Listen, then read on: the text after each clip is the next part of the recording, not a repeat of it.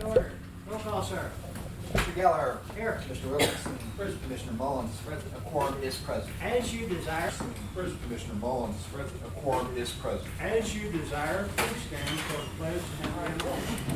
I pledge allegiance to the flag of the United States of America and to the republic for which it stands, one nation, under God, indivisible, with liberty and justice for all.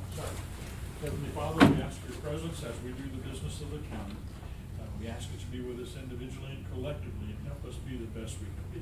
And ask all this in Jesus' name, amen. Amen.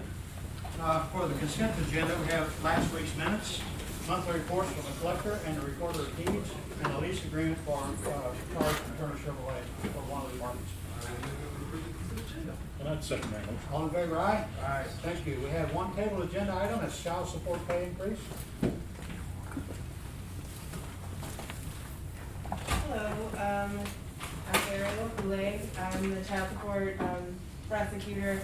I provided you with the salaries for child support positions around the state, both for Christy Moyer's job, which is all support staff in the child support office. I have copies if anybody needs any. And also for my position, which is attorneys in the child support position. Are there questions about that? No, I have your reports here, and I'm impressed by how cheap you're working. Right. May I have 10, please? You sure can. Ariel is making $33 an hour, and she's an attorney. And the average across the state is $40 for this job. And that's for first class and chartered counties. And I've been told that your office is the busiest office in the county. And I think I believe that, I understand that. And you have how many people in your office? When we're fully staffed, we have one attorney, 2 support staff. How many people do you have now? One attorney, 1 support staff. 2 of them run the whole Yes. place, right, okay. I think I understand the need for this, and, do you have any comments or motion or? No, maybe with HR, do you have an input or comment or concern? I've met with Ariel and Christy, and I think there's a need for it. I beg your pardon? I believe there's a need for it. And she'll still be $4 under that average. Okay. Do I have a motion? I move that we grant the request. Okay. Now this, we're talking about Ariel's pay right now. Right. only. Okay. And I have a motion second. Any questions? All in favor, aye? Aye. Thank you. Now we're talking about Christy Moyer's job. Okay. Yes, and I also have, additionally, I have her resume, because, addressing the admin 3 position issue about having 15 years of previous experience before she started the job. I have her resumes. I didn't get that before you guys, but I do have copies if you guys want them. Okay. And I'm told, and she's the only other person in the office. Currently, yes, Again, a very, very busy office. yes. And the suggestion is to bump her from an even 17 an hour to an even 20 an hour. The average across the state on this job is 31, 33, so she's still below that average number. I think I see the need here. I do. Now, any questions or comments from you? You're down 1 employee, correct? Currently, yes, yeah, we're down 1 employee. And that's a long-term illness. Yes, we don't know with the stroke, and we don't know when she'll be able to come back. With FMLA, she still has time, so we don't know when we'll be filling that position if All right. she can't return. But for now, we have a person that's $4.33 under the state average and doing all the work Correct. of a 2 or 3 person job. Okay. I move that the employee receive that increase. Second? I'd second the motion. Any questions? I do. Yeah. We've currently been getting together to evaluate the current pay matrix, and there's been a lot of discussion about what's to come. Yeah. And one of the biggest discussion was someone simply being overworked and getting paid more isn't gonna give them more time to do their job. So it comes a time when you have to evaluate when it's necessary for additional staff rather than to just pay someone more when they don't have enough time in a day to do the work as it is. So I don't know if that was something that was considered as far as a different, even like temporary staff, someone to come in I was also assist going with. to ask- I'm not saying the raise isn't, I'm just saying there needs to come a time when it may be considered to increase the staff size of that office rather than pile more work on more Well, people we that have go. this question of whether this person will be able to come back, for one thing. So do we hire a person and then that person? Well, that's what I comes said, back? even someone temporary to come in and help, because if you increase the wages and then they're still getting comp time at the higher rate, Mhm. we're increasing what this, you know, the overall payout to this person when. I can address that. We are 4D employees, which is a federal program to do child support, and you have to be a 4D employee in order to be in contact with any of our files. And we are also limited by the state and the feds on how many people we can have in our office. We're not able to hire temporary employees, we're not able to borrow employees from, let's say, the prosecutor's office, because we have background checks, because we have access to FBI and tax information, and so there are all these legal restrictions about why we can't hire someone temporarily. Hiring someone new is obviously restricted due to FMLA, so we're kind of like stuck in a bind. We could petition the state, which then could petition the government to add an employee, but I think that the FMLA issue will be resolved before we hear an answer on that. So just because of all of our funding, it makes it a very complicated issue on hiring new staff, but I wish we could, yes. And extremely sensitive information. Yes. Yes, yes. Yeah, I do have a question if you have this information. Besides, you've got the IRS information. Can you tell them why they haven't paid my refund back yet? I could look that Okay, up, hold but it, I hold it, hold it. The question I had though is, do you have an idea of how much your office collects? Judge Goff and I were talking about that the other day, and it seemed like an extremely large. It is a very large amount. We get monthly reports and yearly reports because we have to do all this reporting in order to get our funding. I do not have that number on top of my head, but I could submit it to the commission or. You may want to do that, submit it because to I think you'd be, he was up on it, and I think you'd be amazed about how much goes through their offices to have to take care of the provide child people- support. Yeah, provide money for taxpayers in the county, yes. Any other questions, comments? Okay, I have a motion second, all in favor, aye? Aye, thank you, Thank you. thank you. Okay. Next item is a bid opening for our health insurance. I think we have a total of one bid. We have one bid, and we're gonna open it, and then I'm gonna give it to the auditor for the due processing, to make sure it's the correct bid. But since we have a representative of the teacher's insurance here, I was hoping you'd let him give a brief report on what the bid contains. Okay, we have one bid that's publicly open. Tim, you wanna come up? Yes. Harold, thank you, sir. Tim, come to the mic and start with your name, please. Yeah. Tim, thank you. Yeah. Good morning. My name is Tim Meadows, for the record. I'm the Secretary Treasurer and Business Representative for the Road and Bridge Department and Secretary Treasurer of Teamsters Local 600. When I found out the news that we were up this year, I went to Central States, who is the who owns basically the insurance. They're basically a 100% Teamster fund. They have over 500,000 members in this fund, 500,000 families. How many states is that, all of them? It's the southeast states and central part of the United States, everything from Minnesota all the way across and down. But then on a national contract, Harold, we have all of the UPS employees and all the UPS freight employees and all the freight carrier employees. So you're looking at a huge bank. Now, when we were going out for bid, I wanted to say a special thank you to Corey for your help in trying to get all this stuff. We were unable to get like a synopsis just for the county because we don't, Central States does not do that on just what your costs are and how much, like a breakdown, how much Experience. experience there is. We can't provide that because there's over 500,000 of us. So naturally, we put our bid in, and this year, and the neat thing about this insurance is that we can give you a 3-year quote based upon the fact that there's so many people enrollees in this plan. So the 3-year quote, you will have that quote, but We were dealing with 1 year, did they Yeah. change that, Louis? the 1 year is going up, you're gonna see roughly a 4% increase, okay, in the first year.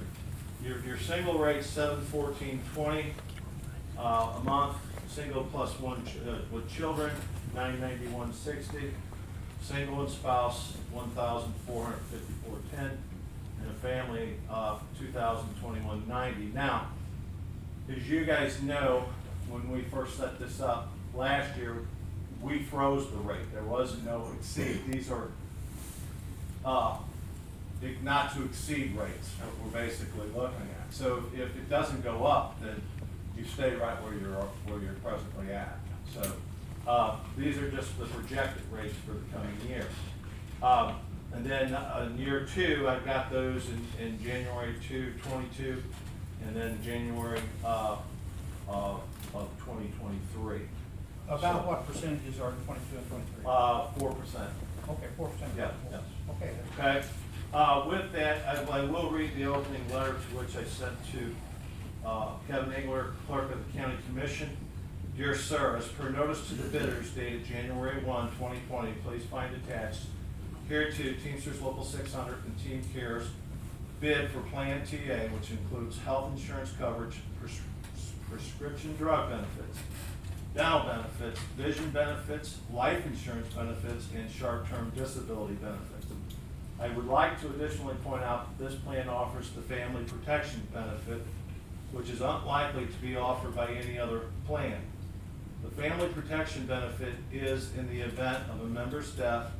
The Team Care Family Protection Benefit provides a maximum of 5 years of free Team Care PPO coverage for the covered spouse and dependents, provided that during their 2-year period prior to death, Team Care providers were used exclusively for all non-emergency care. More information on this exclusive benefit can be found in the Team Care Summary Plan description. Teamsters Local 600 welcomes any questions you may have regarding the coverage, including with this bid. So we got the bid. It's broken down into 3 years, which, by the way, I will just point out, I had a hard time retrieving this information for you because the Teamsters contract runs out next year. So this is brought to you by, because I got 29 Teamsters at the Road and Bridge Department. And I appreciate those guys, and we love them dearly. But just so you all knew, just some of the highlights is other than that, you also have the dental benefit, which is $2,500, annual dental maximum, which is $2,500. The vision benefits are directly is awesome. But the short-term disability benefits provides $300 per week for the first 10 weeks and $350 per week for the next 16 weeks, which is a maximum of 26 weeks, and includes the continuum coverage while on short-term disability. The life insurance benefits under a member's death is $40,000. Under the accidental death is $40,000.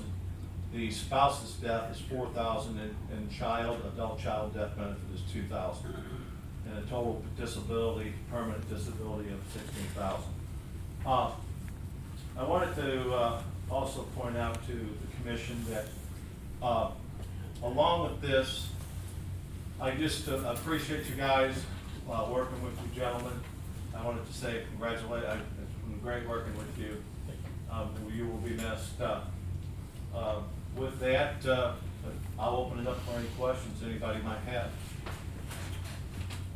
Yeah. One question. We're Yes. very, very pleased with the insurance. Yes. One of the things that we talked about in negotiation is, and our auditors asked about this too, we have to start collecting premiums from your new, or say a new hire immediately, but they don't get covered for 90 days. And that's one of the things that we talked about is trying to figure out some way, do you have Close any that other gap. people to close that gap? Because it's pretty tough when they get it, they expect coverage. You know, once they go to work for the road and bridge, if they have an accident, or if they fall ill, then it's 90 days before they actually have coverage, even though they've been taken out. Was that addressed at all?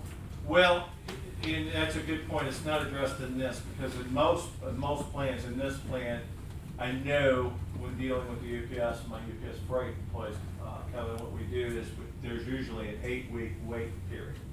So that's 2 months.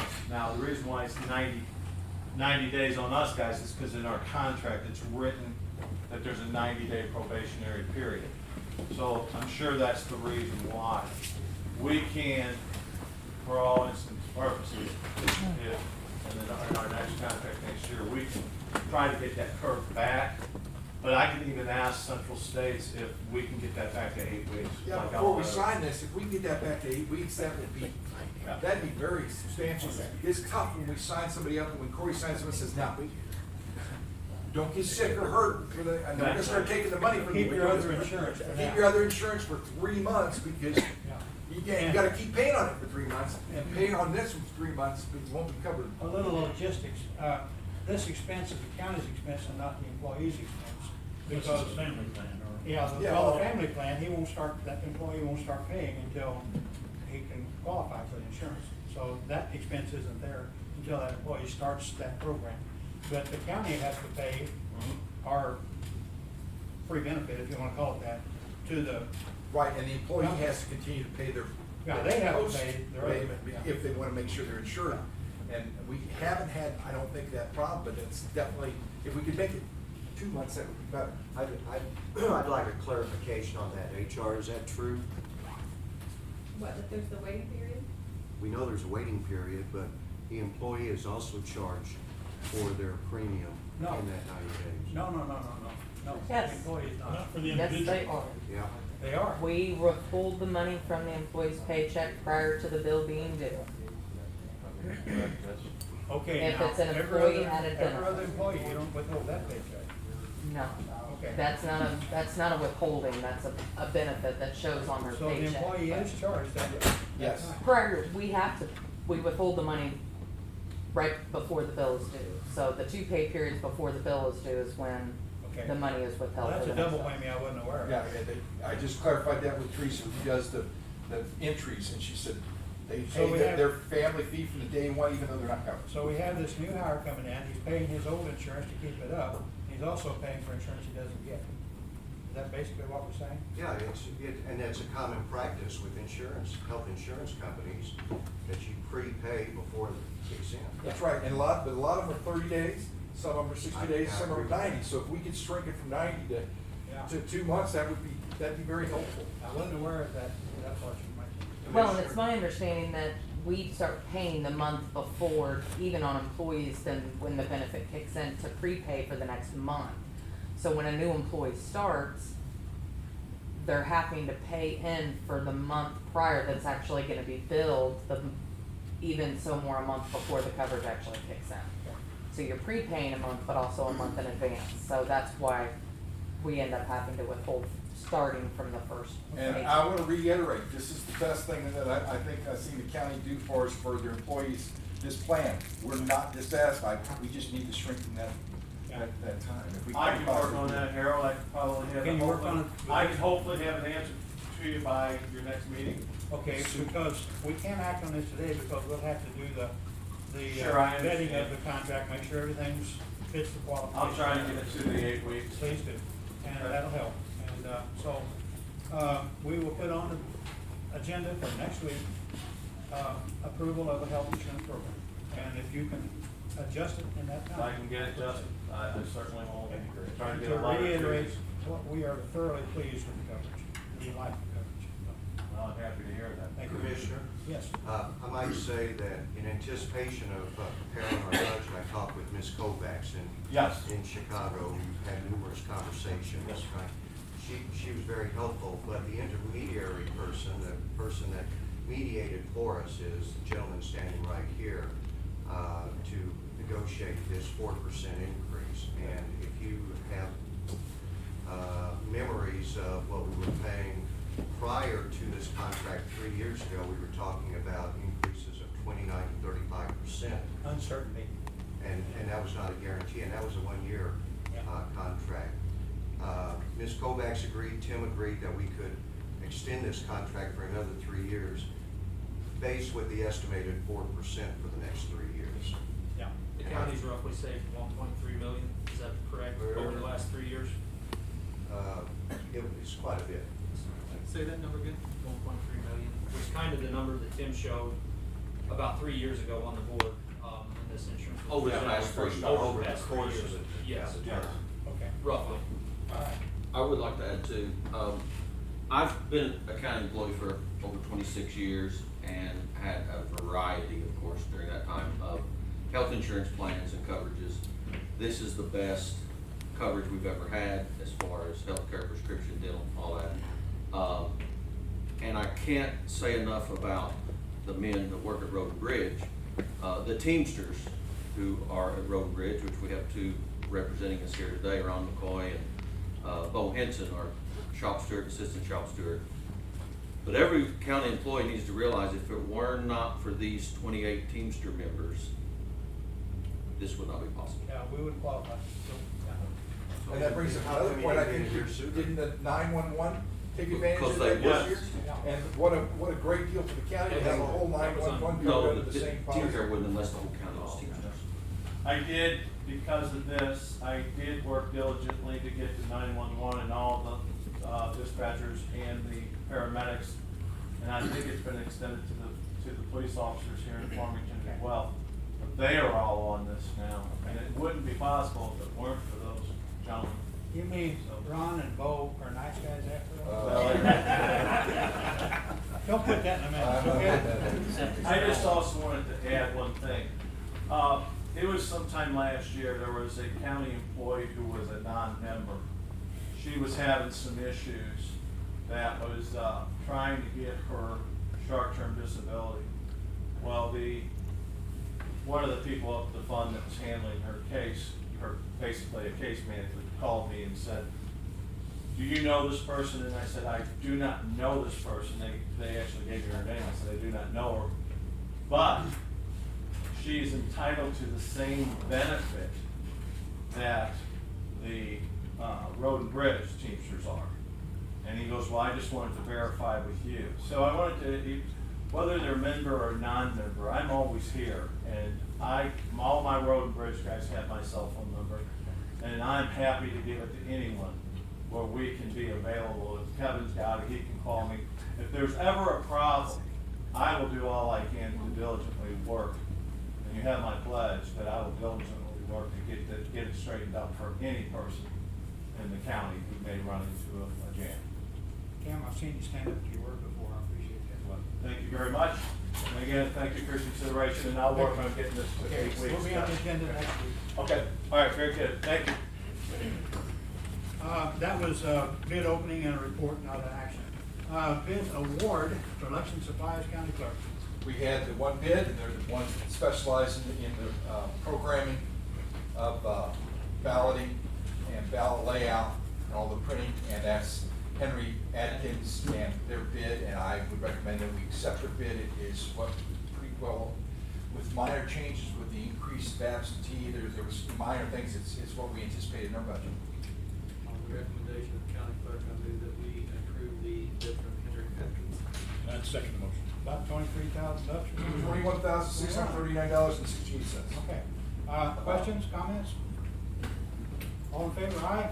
Aye. Thank you. Discussion of the RFQ. Okay, we sent out requests for qualifications to engineering firms. We wanted to improve the filtration system in our air conditioning units in our buildings because of COVID. You know, when you're pumping air out of one office to another office, it doesn't matter how many people are wearing masks, you know, you've got possibility. And there's also the jail situation going on over there. I got 3 qualifications in from engineering firms. I love the reading, they're very qualified. But everyone said they can't finish even up to half by the end of the year. And that's where we have to qualify to get the funding. We can't afford to do it. We're just gonna have to pass on that. I'll send them all nice letters thanking them for their time. But we cannot do this because it just can't be done in time to qualify for what we wanted to do.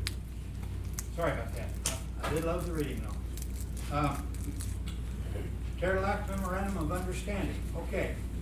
In our current Memorandum of Understanding, there's a paragraph in there, I think it's section 9, talks about where we would estimate cost per year and then go over that on a monthly basis, an equalized monthly basis, and they would pay us for handling the sheriff's department, for the sheriff's department to handle their police work, in-house police work. That is estimate, based on annual adjustment of an estimate. What I want to do, and I will contact our attorney today to rewrite that section. I want to do this on a true cost monthly basis. It's not fair to charge them an estimated cost and us go on estimated cost. It's not gonna be accurate, whatever. But we have an excellent accounting system. We know to the penny what last month's expense was on every item. So we can set this up so that at the first week of the month, of each month, we will send them a bill for what we literally actually spent last month on their system. And then they would have, say, till the third week of the month to pay that.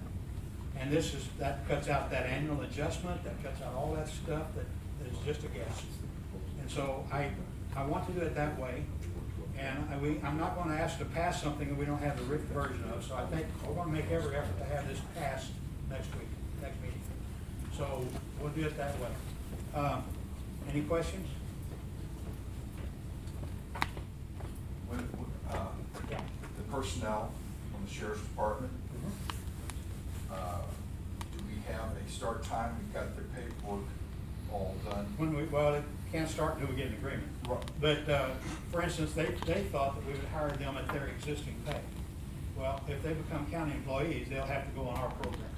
So it would be our program, and they've seen that. You part. all let us know what the start date is so we can That coordinate sheriff's the. department will handle that part of it, yeah. Okay. And I think, Dan, you've got applications in from them, and that's started? Yes, we've already got that moving. Okay, so that time span is sped up a little bit. Okay. That uniforms, I think they've met with HR already. Yeah. They have, yeah. Okay. Got everything Okay. moving that direction. So we'll get this set up in that memorandum of understanding that it's true cost month to month. And you've got to realize that's not a levelized payment. There'll be some months that the insurance for the year might get. There'll be some months they'll have 3 pay periods instead of 2. So they've got to understand that this graph is going to be up and down on their monthly payment. Okay, any other questions? Could we go to, after this, go to 6 and 7, because he's making sure that Jamie supplied him the information for number 5. Okay, are you talking about what? Item? On item, so if we go to 6 from this. Well, Since we're not taking any actions on 4, if we go to 6, 7, then come back to 5, so that you can confirm with Jamie, on the block grant. Well, tell me what you're talking about. Block grant is number 5. That's number 5. Okay, And what do you want? have you already confirmed with him? The block grant, it's done, all we need is for your approval on it, it's ready to go. So he will act, where you say Jamie, he will act. Okay, all right. I had him text him to make sure that he knew what he was gonna ask. Okay, and Dan, that's ready to go? That's ready to go, yes. And budget's okay and everything on that? Yes. Okay. All right.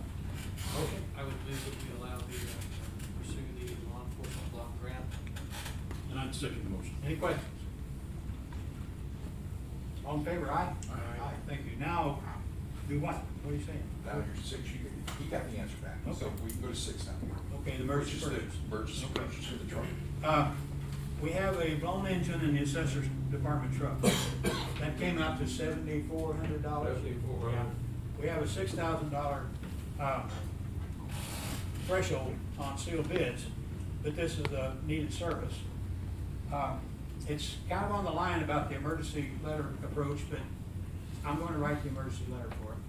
And to get this thing moving. We have a department that has 3 vehicles when they're running, and we have 6 people that use those vehicles. And so we have, and they're 2-man crews, 2-people crews. So we have a crew that's not really able to function right now. So this time I'm going to write this letter, but we need to look more closely in the future of the $6,000 threshold and really work on that. It adds time to the system, but I will go with it this time. So I don't need a action or anything on this. I'll just go ahead and do this. So that's a report. No, you have to approve it as an emergency purchase in Oh, we public do? session Okay. by statute. Okay, then Over I'll let, 6,000. Let's You can take the motion for the emergency group, and then we'll answer questions. Okay. You make a motion just for me to write the letter, okay? Now, do you have any questions? Is this gonna be a negotiated price with the? It's already been priced, and there were two suppliers, and the 7,400 was cheaper by $900. So we have done some oral. There's been some due diligence on that, yeah. Very good.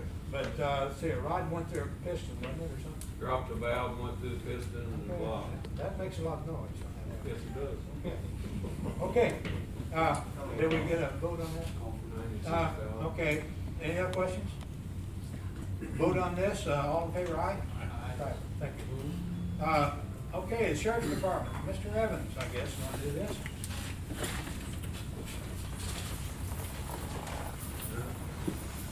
We got some paper. Yes, sir.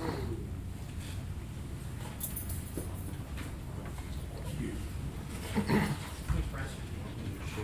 Thank you, sir.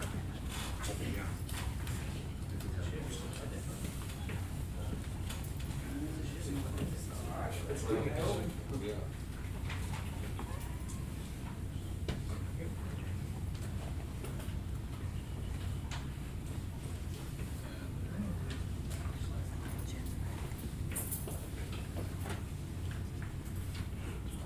All right, good morning.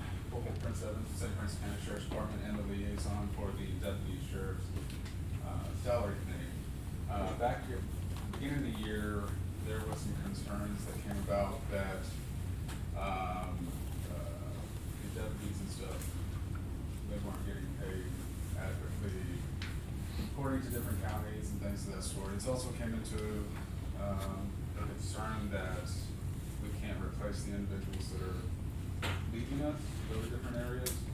For instance, St. John pays higher, Jefferson County pays higher, which those are two different animals, because of revenue and use taxes and things of that sort. However, it was still a concern that our deputies are having to do, work multiple jobs, they're working tired all the time, that sort.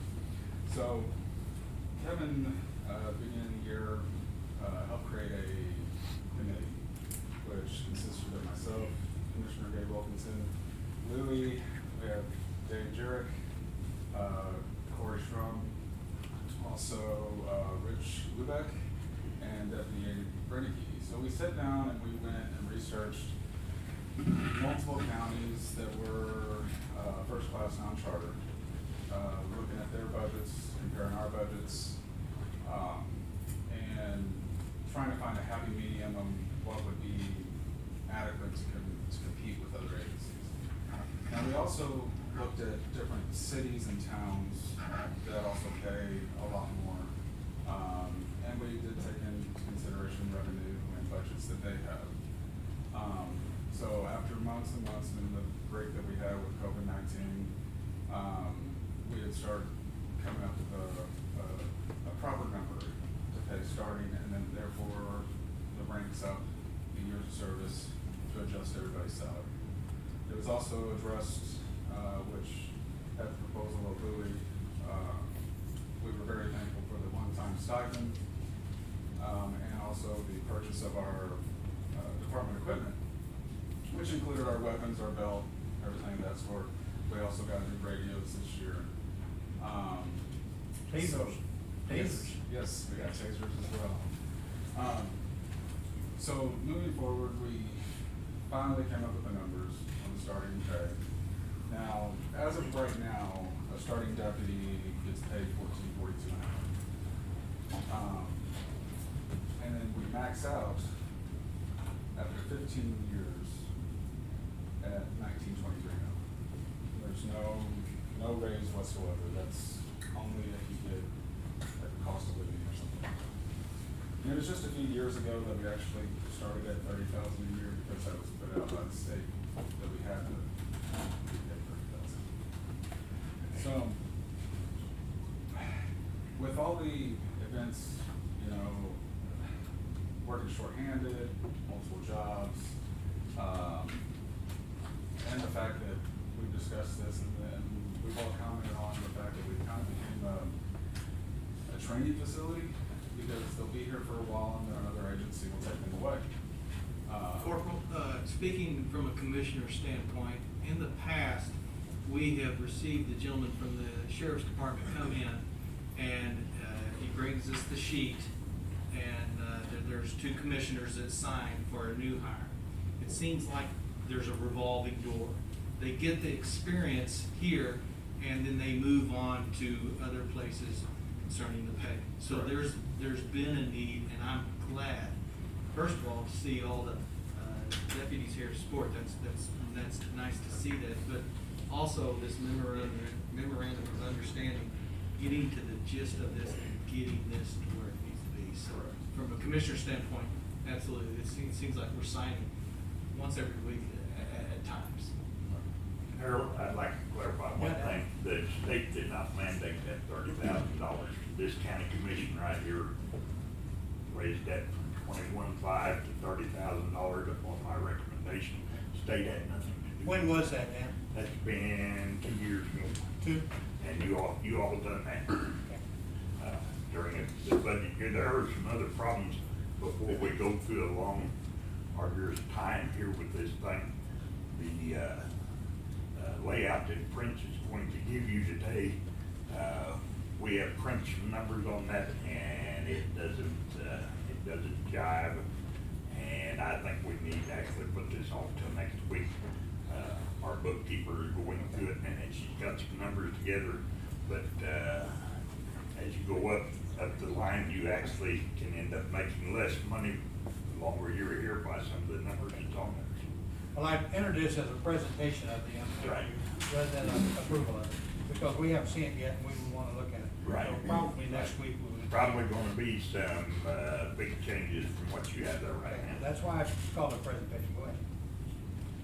So, working with the auditor's office, they were gracious enough to go through each of our personnel and to calculate what would be the difference of the budget increase to support this proposal for the salary increase. It was done under a 3-year plan. That way it wasn't such a huge blow to the county, which I've included in that paperwork there. We also included in the memorandum a uniform allowance to help benefit the department on supplying uniforms. Right now, it's based upon the commissary money. That's what pays for our uniforms, which they're able to do. However, if time would come that we wouldn't have that money, that's kind of a concern. So that being said, with the salary proposal that we have, we would start out the pay going to $21.59 an hour for the right out of the academy or number work, whatever. From 14. Correct. And then the max pay would be $28.80. That's for a non-deputy. And that gradual increase I have broken down in this paperwork that would happen over 3 years. Then the uniform allowance is $1,000 a year uniform allowance per deputy. That is active, not, the non-reserve, or on reserve would not qualify. They would have to be active payroll. Does that $1,000 hit the day you're hired? That's correct. Okay, so you've got a starting fund to buy your uniform. And I actually have a vote in there that it would be, and this is just a draft, by the way, that it would be put in there, you could get it a few weeks in advance. The budget would be in there a few weeks in advance. That person can then go to the uniform shop that wins the bid, and they can get their uniforms ordered. That way, the first day on the job, they would have everything for them. One more question. How far does that $1,000 go into, who buys the badge? I'm sorry? Who buys the shield? Do you buy that? Well, there's been some misunderstanding of that, and I will say this, but we were under the impression at first that we had to purchase our badge. It has been followed up with that we can't loan a badge from them. We only purchase them if we want to keep them. So that being said, that's Okay. question mark there. Right. On how far does $1,000 go into your needs? So, the uniforms alone, I believe that she gave me an approximate that they're around $300. Yeah, that would be for 2 shirts, pair of pants, 2 pairs of pants. Okay. That's just that. So that's two uniforms. Okay. Boots on average can be anywhere from $99 up on that. You know, of course, the department will now have the duty belts, the weapons, ammunition, all of that stuff that would be given. However, that will help, fund the maintenance and the replacement if anything would be damaged. What about the vests, the bulletproof vests? So the vest, the last time we got those, I believe that was $5 grand. I'm not for sure, I believe. 5,000? I believe Per it was- vest? No. Okay. That was given to us by a grant. Okay. That's how we got them the last time. Vests can vary in price too. I mean, they can be anywhere from 600 up, you know. And they're good for, they have a shelf life, I guess you could say. They only good for so many years. And then if the unfortunate thing comes that you have to depend on it, it weakens the strength of it, so then it would have to be replaced as well. How many of our officers wear this roughly? Percentage? I'm not sure. Every road officer wears a vest. Okay. And so that would be a yearly cost for that. But I also have in the proposal here is, if the uniform allowance was not used completely, then those funds at the end of the year would then be put into an account that would be used by the sheriff's department to replace anything that would be damaged or lost or anything like that. Vest, whatever. Correct. Okay. Now, at the end of the day, with all of this, it's at the discretion of the proposed budget that goes into effect next year. That's the end of it. Question, the $1,000, is that given to the person as a check, which would be taxable probably, but how is that done? You would order your uniform and bill it through the county, and it comes out of that account? Well, actually, we would maintain it, it would still be the same as it is now, where we have a person that oversees the uniforms and everything, and she just sends the bill to the uniform shop. So the deputy will go over there, say, I need this size, they get it, they send the bill to us, and she pays it. And bills the county? Correct. Okay. Yeah. Part of the problem or the need to do this precipitation for change is that they many times would have to come up with upwards $500 to $1,000 to get the necessary equipment, clothing, all that before they could even begin a job. Is that correct? Not necessarily clothing. The uniform would still be, the uniform No, itself. I mean, as it exists now and in the past. Correct. They had to have a pretty big size cash outlay just Right. to be prepared to do the job. Right, we would have to purchase our belt, our boots, our weapon, ammunition, tasers of the department, the radios of the department. So the proposed plan would be where they would have little or no upfront expense to do. Correct. See, that's where I think we ought to be. Thank you. Have you looked at budget impact? Yes, so. I may be jumping ahead on your. No, you're fine. So, like I said, the auditor's office had taken the time to go through each individual and find out what the increase would be over 3 years. So, for instance, if it was approved, in 2021, the budget increase would see a difference added of $388,279.43.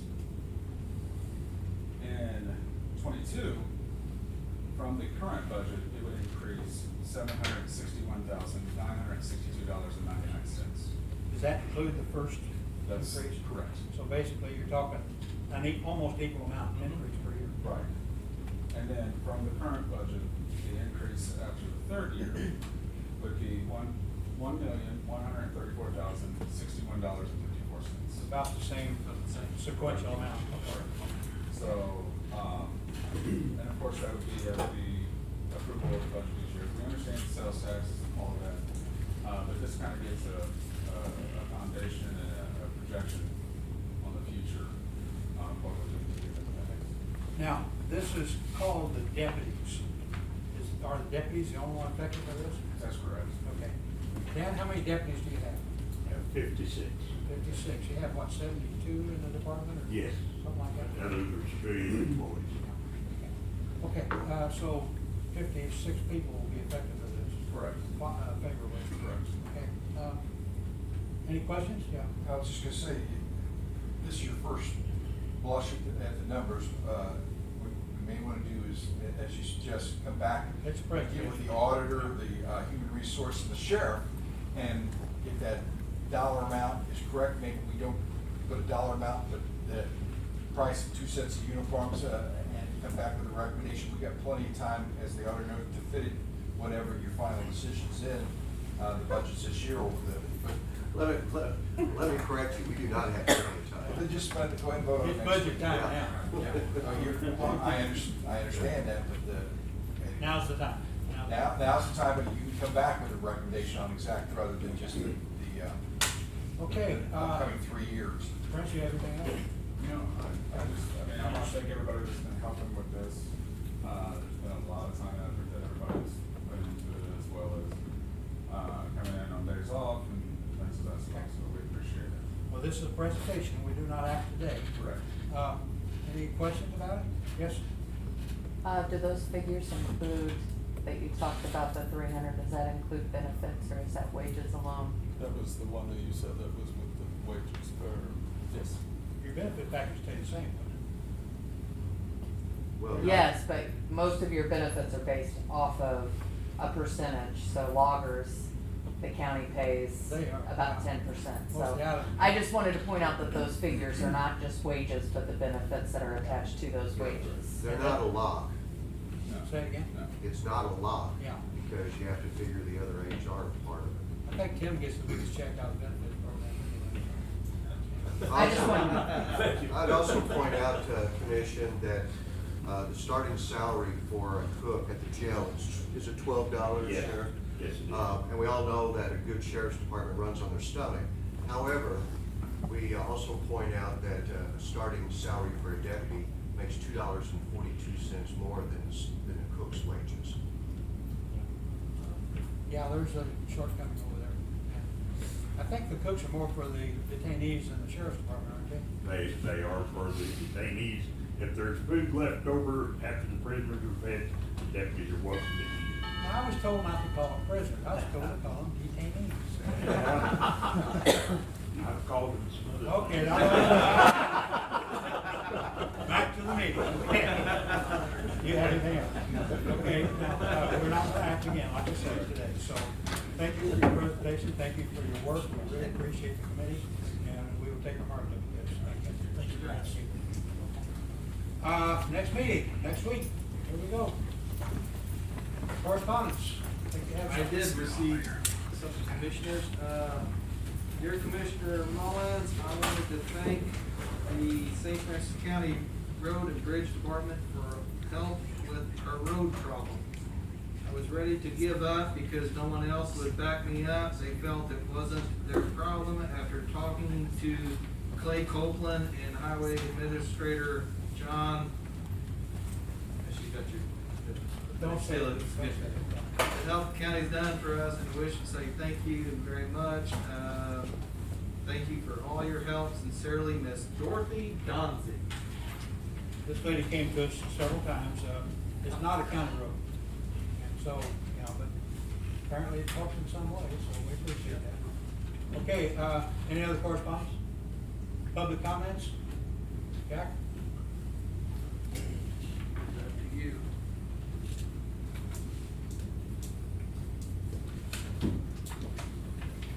Start out with your names, please. My name is Tara Buffalo. I'm a board member of the Health Department. And I'm Jack Poston. I'm a member of the St. Francis County Board of Health.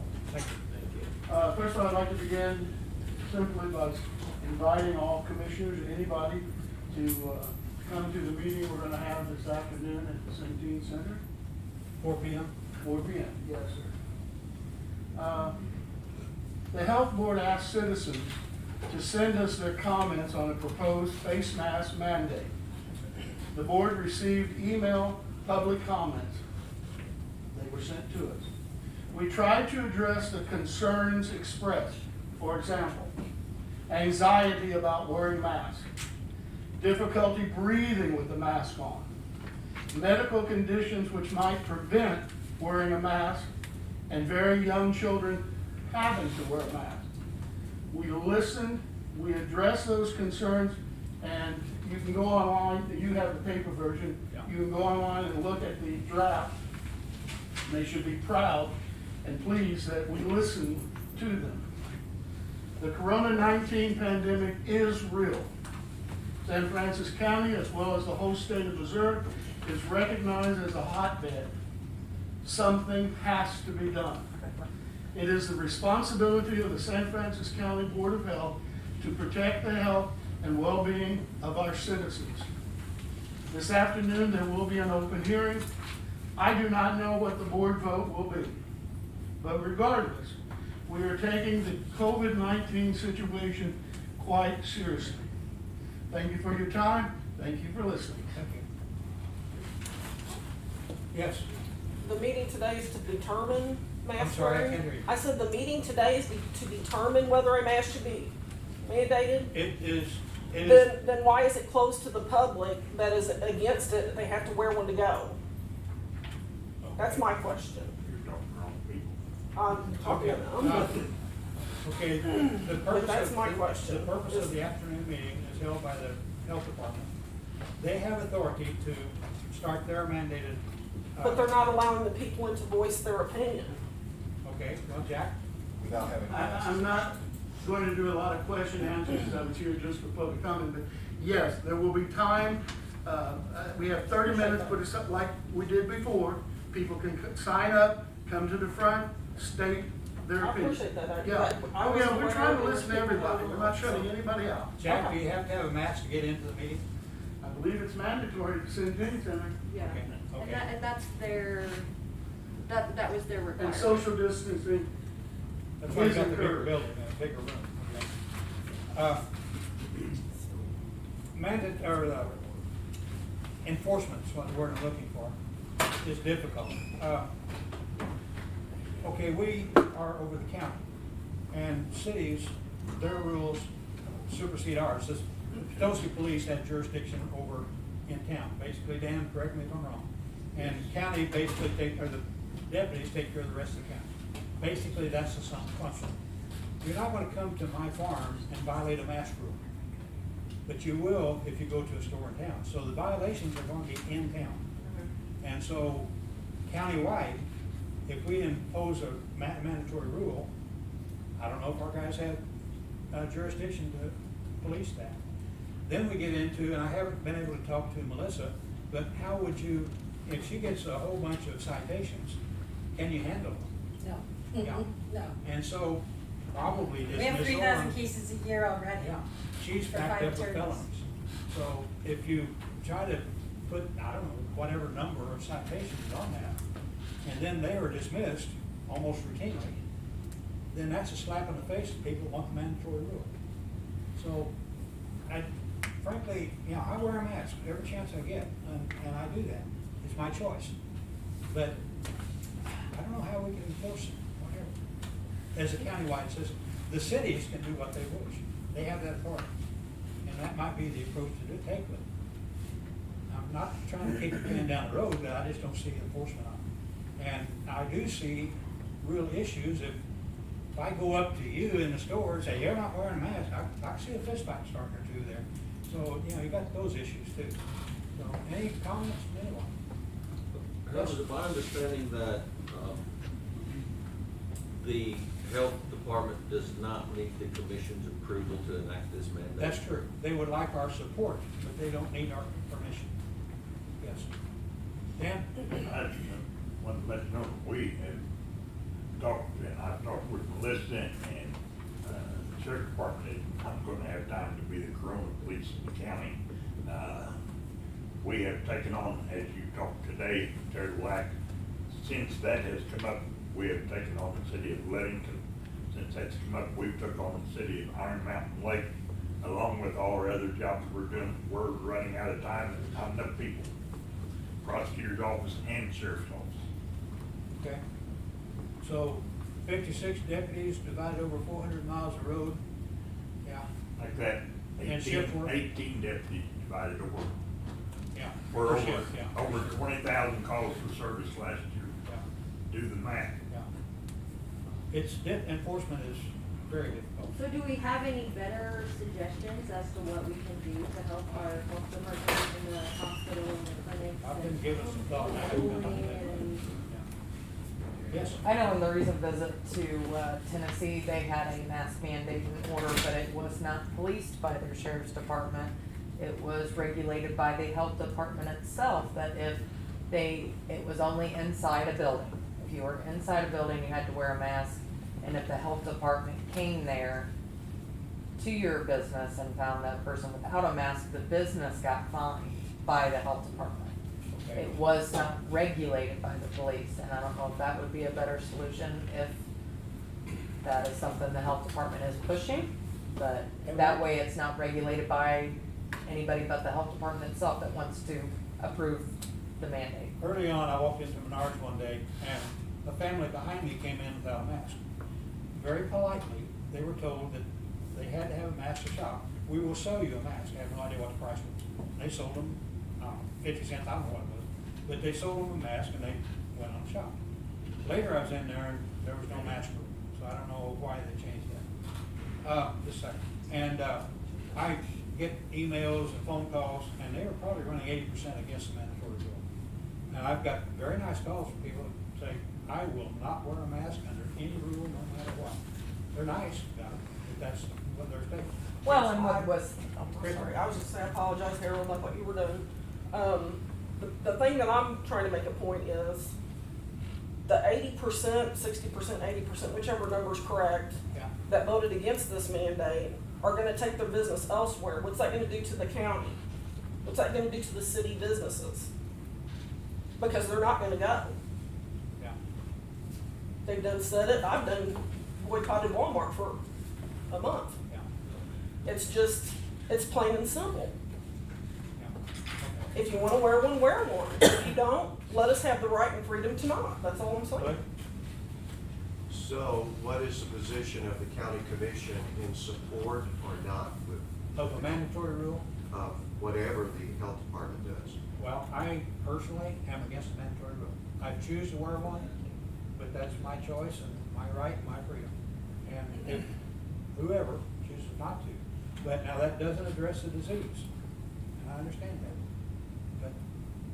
But, I've gotten lots of reports from people wear their mask wrong anyway. They're all doing this and throwing them on the floor and picking them up and carrying them in a pocket. You know, do we train people how to wear a mask? And to change them often, and all that? So, I don't know. We've got a serious problem with a serious disease, and this seems like a superficial, partial answer.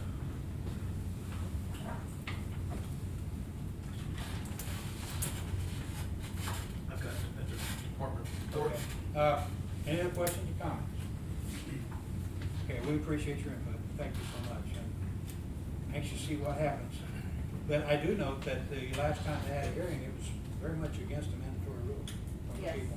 And I have a lot of, I went through all of the emails and the numbers before, whenever we asked you to submit their public comment by the Tuesday, by the deadline, was in support of masking. It was in support. Yeah, like I say, the last hearing, or the last newspaper article I read about the hearing, quoted several people that against it. I don't know if they quoted any of this far. They may have, I don't remember that. But it was overwhelmingly against the mandatory rule at that time. But our numbers have come up since then. And the health department's for the public health. And this is a public health problem. I understand that, yes. Okay, any other questions, comments? Harold, I have one. Yes. What is the statistics of wearing the mask that it helps or benefits? If I'm wearing my mask, I protect you by 30%. If you wear your mask, you protect me by 30%. That's 60%. That's better than nothing at all. Because at first, And I see a lot of COVID patients. I'm a nurse practitioner at the clinic. And I see see a lot of COVID patients throughout the day. So I could just be talking and spit, and then, like, we're sitting close, he's not wearing his mask. If I wasn't wearing my mask, I could infect him and not even know it. So that changed then from the beginning, because at first it was, they Yeah. really don't. And that's the thing with medicine and science, things change all the time. And a lot of people were saying how the World Health Organization and the CDC have changed their stances a lot, and they have. And I've been looking at like medical organizations, so like the Infectious Disease Society and the American Heart Association, and all of those big medical organizations, they compile a bunch of research and articles, and that's how they come up with their stances. And so we'll talk about that tonight too. I have a question. Yes. So is the health department willing to do as Amber suggested? Because, I mean, I'm not talking about the statistics or, you know, you guys do what you do, I do what I do. And obviously my concern is to turn this into giving somebody a criminal record. When I read the order, the only thing that was in there was that you could be prosecuted for a Class A misdemeanor. Are they willing to change the repercussions of not wearing a mask for folks? I think it's like, it's supposed to be like education first. So I go to Menards or Walmart or wherever and I don't have a mask and they say, ma'am, we would like for you to wear a mask. So they're supposed to educate you. If you don't want to wear a mask, we would like for you to do curbside pickup or online, stuff like that.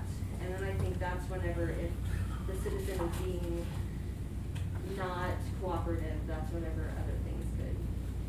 I think when Dan and I talked earlier, we just anticipate him and other departments getting a lot And I agree. I phone totally calls agree. about individuals not wearing masks. I totally agree. And that's where we were wanting everybody's like community support. But I just don't know that we're going to get that. And it's a community problem. That's where we're at, is that it's a community health problem. Amber mentioned the possibility of the health department enforcing this, but the last time I checked, our health department was working 60 hours a Yeah, they week, don't have everybody time. there. They cut back on anything that's not absolutely necessary.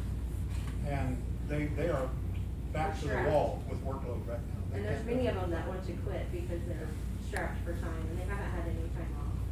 So that's what we're trying to do. We're trying to lessen their load. We're trying to lessen the hospital load, because we only have one hospital now. We don't have an area anymore. And the hospitals, the clinics, we're all very overwhelmed. How occupied is the hospital right now? That I don't know. I don't know the numbers, because I They were don't getting work in the close, I thought. hospital. I know yesterday in the respiratory clinic, I think we've seen 79 patients. Yeah. And if the hospital's full, then that heart patient, or the stroke patient, or the accident patient may not be able to get here. They may have to transport them somewhere. So it's not only COVID, but it's everybody else in our hospitals affected like that. Okay, you had a comment? Yeah, I was gonna say, our prosecutor and sheriff would probably know better, Tim may know, I would assume that the health department would, we're talking about enforcement, to be able to enforce some things in restaurants and things, but coming up with new laws, I think the legislature, Tim, would probably frown on individual health departments creating new laws. Yeah, I just think that, I think they really have to I be don't passed think a deputy quickly. can walk up and arrest you for violating the mask No. law. I don't think that's. It's possible. happened in other counties though. There's been other health departments that have passed ordinances. Okay. Enforceability is one thing. I can pass an ordinance in my office back here. Whether I can enforce it or not, and you can prosecute it, that's another. They would have to pass it for us to have the authority. I'm sorry, Melissa, I didn't hear You as have a the commission authority. would have to pass it, to have us have the authority to enforce it. So we have the authority to pass that, is that what you're saying? Yeah, after they vote on it, they would have to present it to you to pass it as a county ordinance. As support. Okay. For enforcement. For not enforcement. support, Enforcement. All right. And one thing about the mask rule, in my case, it hides a whole lot of ugly. I just got one more. Yeah. I'll ask my questions at the meeting. Okay. Just to, so I'm clarifying this, that I don't misunderstand. The people that are against the mandate will have an opportunity to walk in and voice their opinion. With a mask. with a mask on. But that's what I'm saying, you're forcing them to wear a mask. That's their So you're organization. but that's their keeping them building. out. It's a Centene. That's Just telling you. That's not their rule. Then maybe It's a not have it Centene. somewhere else. Okay, okay, okay. Any other public You need comment? to clarify, it's a Centene rule, it's not a health. It's not the health department. That's like going into Menards. the old Menards. Yeah. Right. Now, you can't stay there, but that's a individual decision. Right. Okay, are we done with that one? Departmental reports. Yes, Commissioners, I did receive information about the acceptance of a grant. In 2013, our Road and Bridge Department held a scrap tire event. We collected 13,000 tires. Well, we've been informed that we did get acceptance. I'll have more information to follow, and we'll be receiving a check in just a little over $9,000 from the Missouri Department of Natural Resources for this scrap tire event. So, more in the future. Okay, any other departmental reports? Next week, the 22nd, week from today, we start voting. I've looked at what other counties are doing to try to work with COVID, with the precincts, because we're going to have some unbelievably crowded precincts, because we expect 65% turnout. We're having more people register right now, and we're going to have a high turnout.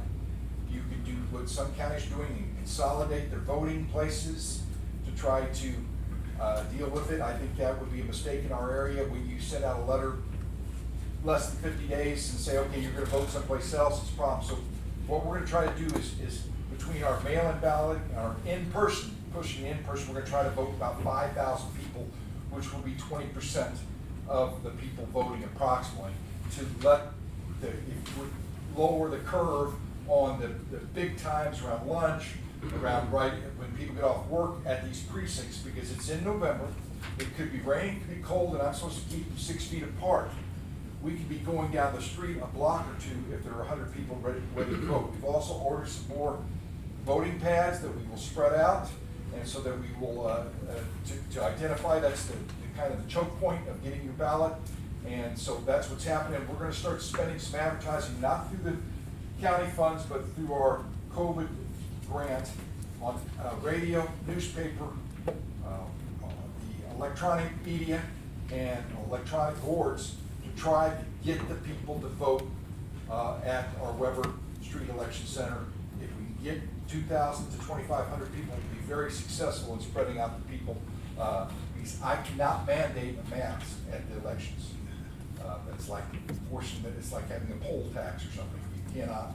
So, in order to try to keep it safe, and the health department will tell you we didn't have even though we had 13,000 people vote in August, we didn't have any COVID incidents that we're aware of, because we kept it very clean. But it's a lot easier for us to spread it out over 6 weeks at that office and clean the door handles and clean the doors and clean every pad after every voter than it is suddenly when you have 2,000, 2,400 people voting in one place. In a very easy access building too. Easy. Easy access, okay. Any other departmental reports? Well, the Colony Church Road Bridge is nearing completion or finished? It is completed other than the asphalt on both of the approaches. Okay, the seventh area. Yes. Probably won't be done this spring. Okay, it's a The great road is look- open. It's a great looking bridge. What high-dollar construction company built that? Francis County Road Bridge. St. Francis County Road Bridge. You Yes, built it this all. structure replaced two 48-inch culverts that in a inch to 2 inch rain would run over. And this section of roadway would flood 8 to 10 times a year. So now it will handle the more common 2 and 3 inch rains. Should we still receive a 6 inch rain, there is an area that the road will still run over. Always. So, I mean, we can't elevate the road. The far end of the picture there, where the road's at, that's about 8 foot difference in elevation. If we were to do that, it would impact all of the farm fields around. Yeah. And the cost of that project would have been about 20 times more than what it was. One little secret to bridge design is you don't want the water to get high enough to push on the upper side of the bridge. A lot of pressure, a lot of damage. So you do have a low spot usually around the edge, so that the water will come up and go over to that point, Mr. Flood, and not put the pressure on the bridge top part itself. Correct. And so a lot of times you'll come up to the bridge and see the bridge standing up high and dry and a flood on the other side. That's planned. Okay. And this was engineered by the engineering firm we have on retainer, but we built the bridge ourselves. Yeah. And Kim, you said you like them, I'm thrilled with them. Yeah, it's a great bunch. Okay, any other departmental reports? Well, now who's first? Okay, who's first, who's second, all in favor, aye. Thank you all.